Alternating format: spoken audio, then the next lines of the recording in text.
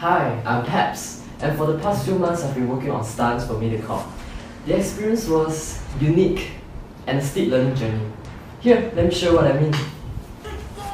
The first thing that stood out to me was how seldom we perform fight scenes against formerly martial art trained actors. This was something that I used to take for granted before, and in terms of both execution and choreography, this is a field of study in itself. Number 2, you get hit a lot, and keeping myself occupied between performing being in pain takes a certain measure of sheer physical coordination and acting. Next, the bulk of our time is spent on the preparation and setup for the stunts. Waiting to perform is as much a part of the job scope as the performance itself. As wise Yoda once said, patience you must have, young Padawan.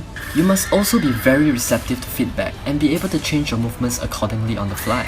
And while there may be a number of factors regarding physics and gravity that may hinder the movements demanded of you, the only thing that really matters here is that the shot looks right. So be prepared to do it over and over and over again until the director gets the money shot.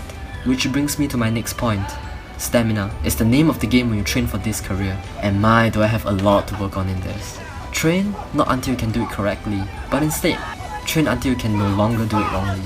Over and over, repetition in training, repetition in work.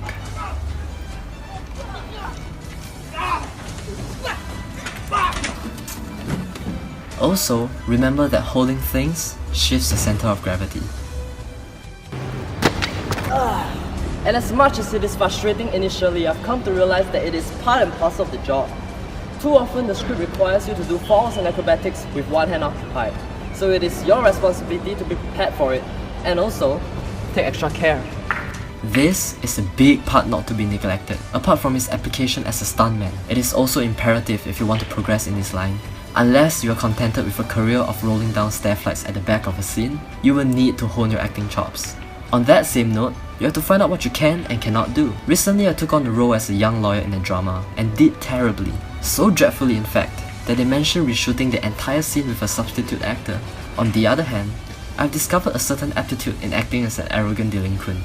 I'm not saying to typecast yourself. Instead, find out your limitations, first work within those limits, and then train to expand your means. It is only natural for a newbie to be given insignificant roles. But as the quote goes, there are no small parts, only small actors. So don't count your scenes and your lines, but instead, make your scenes and lines count. Finally, safety first, always. Trust your gut instincts and don't give in to ego. Longevity in a career hinges on a healthy body. There is a safe way to do this, even if it doesn't look like it.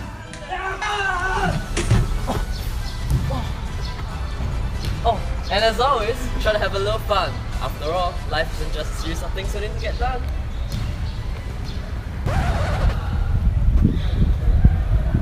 Oh, and check out my social media. Oh, don't. It's fine too. See you!